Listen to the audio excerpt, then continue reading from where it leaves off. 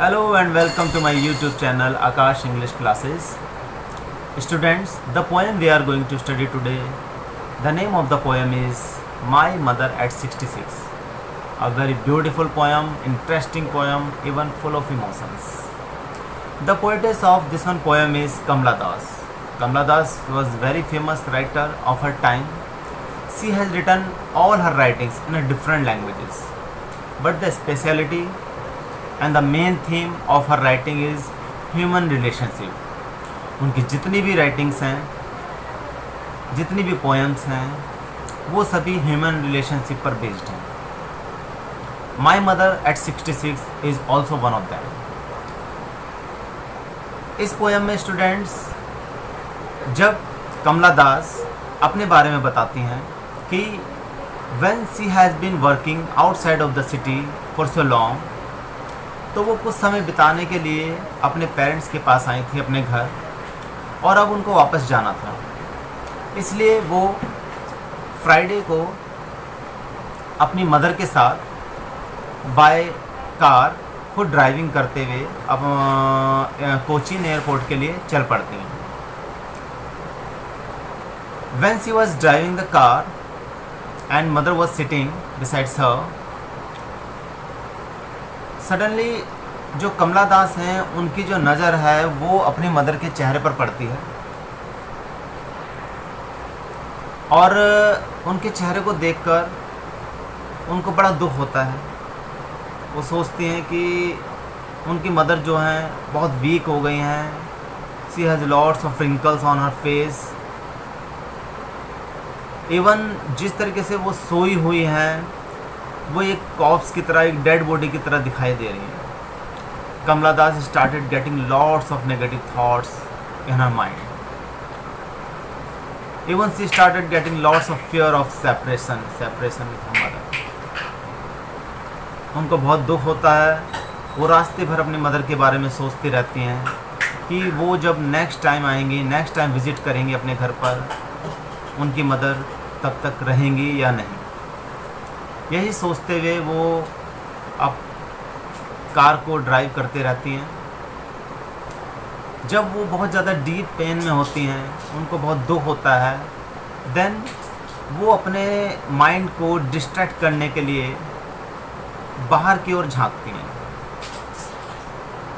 बाहर की ओर झांकती हैं. When she just peeps outside through the window, what she sees, वो देखती हैं कि कुछ बच्चे बाहर की ओर खेल रहे हैं. सड़कों के किनारे वो खेल रहे हैं. मैरी चिल्ड्रन जो वर्ड है जो उनके लिए ही यूज़ किया गया है.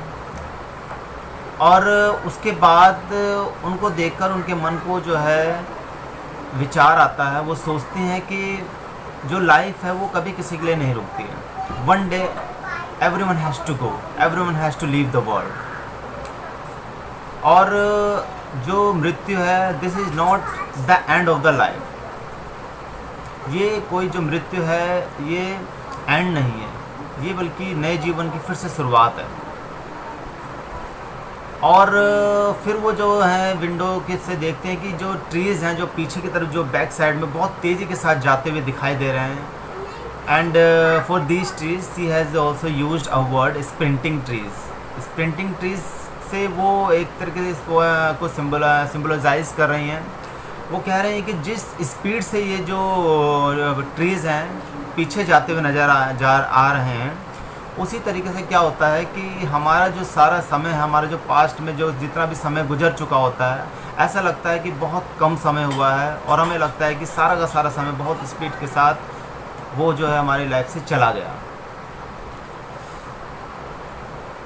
फिर वो अपने माइंड को जो है वापस अपनी मदर की तरफ देखती हैं, तो उनका माइंड फिर से बहुत ज़्यादा दुखी होता है. और ड्राइव करते करते एट लास्ट वो जो है कोचीन एयरपोर्ट पर पहुंच जाती हैं.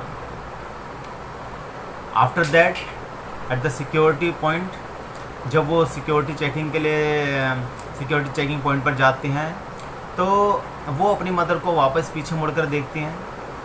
और दूर से उनकी जो मदर हैं वो बहुत ज़्यादा वीक, पेल, और बहुत ज़्यादा जो एक डिम जो फेस होता है, बिल्कुल धुंधला फेस उनको दिखाई देता है अपनी मदर का. उनको बड़ा दुख होता है उसको देखकर. सिक्योरिटी चेकिंग के बाद जब उनका पूरी चेकिंग हो जाती है, वो एयरपोर्ट में आगे बढ़ जाती हैं, तो वो अपनी मदर को एक बार पीछे मुड़कर देखती हैं. She wants to hide the pain, but her eyes were full of tears.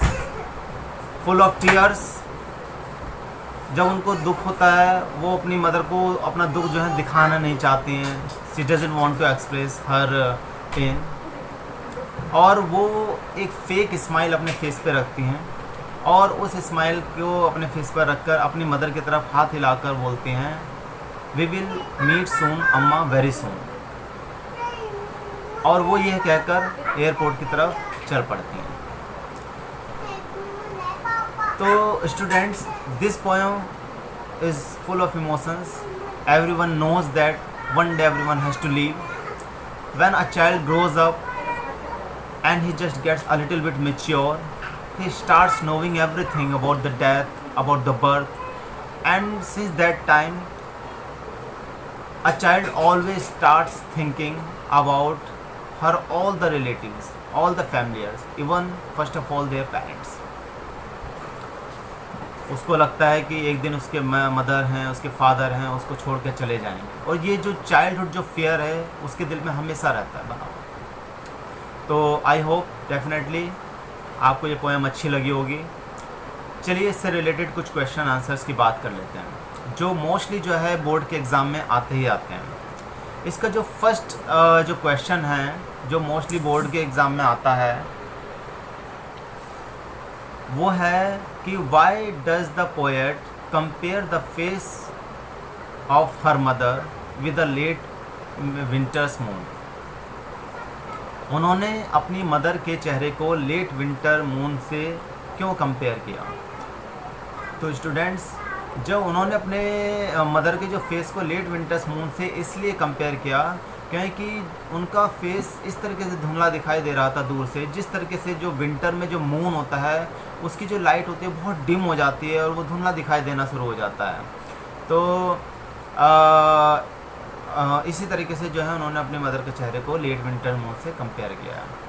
इसका जो सेकंड मोस्ट इम्पोर्टेंट क्वेश्चन है वो ये है कि what does the mean of sprinting trees.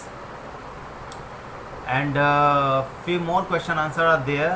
I will also just write on screen, and I hope definitely you like it, and you will also just revise the poem again. Thank you so much, and just please subscribe this one channel. This is my first one video on YouTube.